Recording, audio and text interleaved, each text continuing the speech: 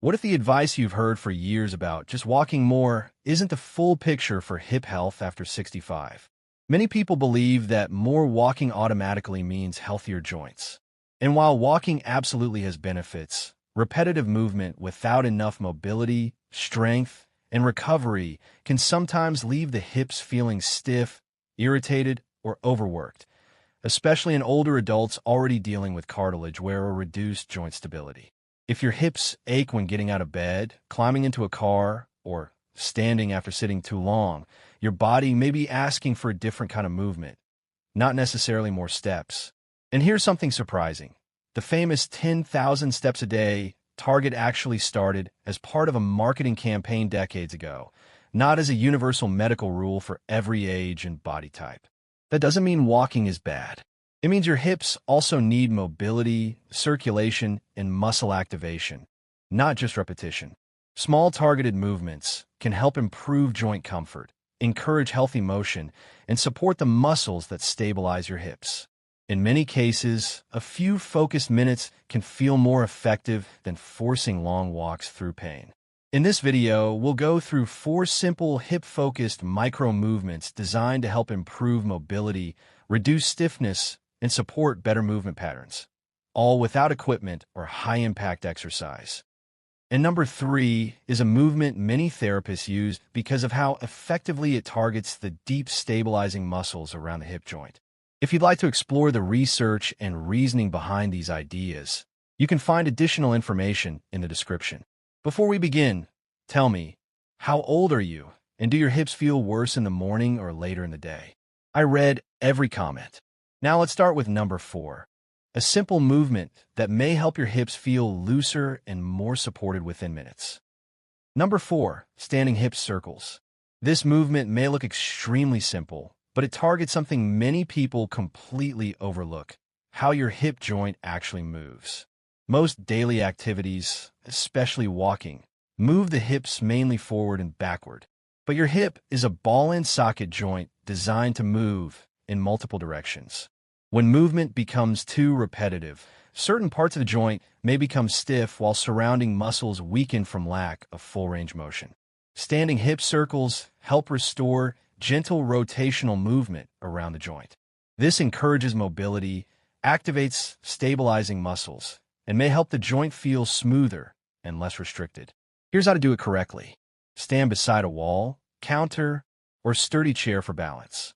Shift your weight onto one leg. Lift the opposite knee to a comfortable height. Even a small lift is perfectly fine. Now slowly draw a circle with your knee. Move it outward, then back, around, and forward again in a smooth, controlled motion. Imagine your hip joint gently rotating through its natural range. Do 5 slow circles in one direction, then reverse and do 5 the other way. Then switch legs. Move slowly and stay controlled. Each circle should take about 3 to 4 seconds. The goal is not height or speed. It's smooth movement and muscle control. You may feel muscles working deep around the sides and back of your hips. Those stabilizing muscles play an important role in keeping the hip joint aligned and supported during everyday movement. If lifting your knee high feels uncomfortable, keep the motion smaller. Consistency matters more than range. Many people notice their hips feel looser and less stiff after just a few rounds. Now let's move on to the next movement, because this is where we start adding a key element most people never train properly. Number 3, supine knee drop. A lot of hip stiffness isn't only about muscles or joints. Sometimes it's your nervous system trying to protect the area. When the brain senses that a joint feels unstable or sensitive, it often causes nearby muscles to tighten automatically. This protective tension can make the hips feel stiff, restricted, and uncomfortable, even when the joint itself is capable of moving more freely. The supine knee drop is designed to help your body relax that protective, guarding response. Here's how to do it. Lie flat on your back on a comfortable but firm surface like a mat or carpet.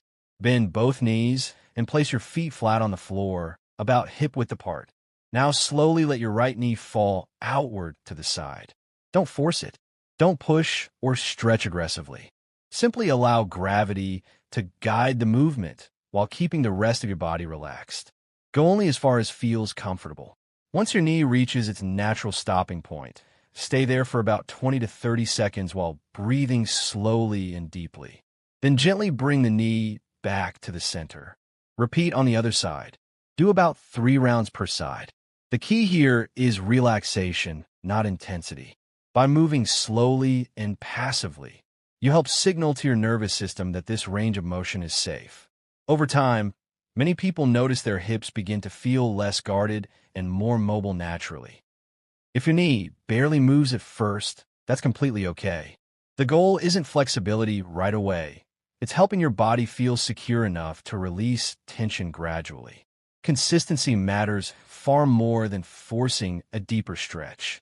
And now we move to the next movement, one that targets a major factor most hip routines completely overlook. Number 2, prone hip extension glide. One of the biggest hidden causes of hip stiffness is prolonged sitting. Over time, the muscles at the front of your hips, known as the hip flexors, can become tight and less flexible from staying in a shortened position for hours every day. When that happens, your hips may feel stiff, your stride can shorten, and even simple walking may start to feel uncomfortable. The prone hip extension glide helps gently activate and lengthen the muscles around the front and back of the hip at the same time. Here's how to do it. Lie face down on a comfortable but firm surface. Rest your forehead on your hands and keep your body relaxed. Gently tighten your stomach muscles just enough to support your lower back. Now, slowly lift one leg a few inches off the ground while keeping the knee straight. This is a small movement. You do not need to lift high. Hold for about 1 to 2 seconds at the top. Then slowly lower the leg back down over about 3 seconds. Repeat for 8 to 10 repetitions, then switch legs. The slow lowering phase is especially important because it helps your muscles stay engaged and controlled throughout the movement. As you perform it, you should feel the work mainly in your glute and the back of your upper leg. If you feel pressure or pinching in your lower back, lower the height of the lift and focus on squeezing the glute instead of arching upward. Move slowly and smoothly, no jerking or swinging. Over time, this exercise can help improve hip mobility, support posture, and make walking feel more natural and comfortable. And now we arrive at number 1, the movement that brings everything together. Number 1, the 90-90 hip switch.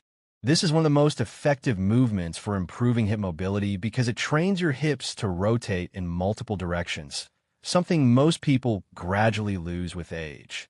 Stiff hips aren't just about tight muscles. Often, the joint loses rotational movement over time from too much sitting and repetitive forward-only motion like walking.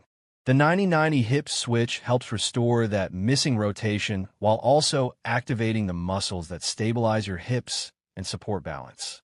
Here's how to do it. Sit on the floor with both knees bent. Position one leg in front of you with the knee bent at roughly a right angle. Your other leg should rest out to the side behind you, also bent around 90 degrees. You should now be in a 90-90 position.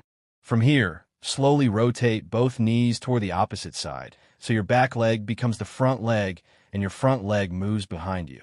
Think of your knees moving side to side like windshield wipers. Move slowly and stay controlled. Each transition should take about 4 to 5 seconds. Do about 5 slow switches to each side, then rest briefly and repeat for a few rounds. If sitting on the floor feels difficult, sit on a folded cushion or low bench to raise your hips slightly. This makes the movement much more comfortable while still providing most of the benefit. The goal isn't speed, it's smooth rotation and control. Over time, this movement can help improve hip mobility, reduce stiffness, support balance, and make walking feel more natural again. And that's the key takeaway.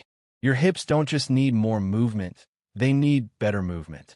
A few minutes of targeted mobility work each day can often do more for comfort and stability than endlessly forcing painful steps. Start slowly, stay consistent, and let your hips gradually relearn the movements they've been missing. If this helped you, subscribe for more simple, practical guidance designed to help you move better and feel stronger with age.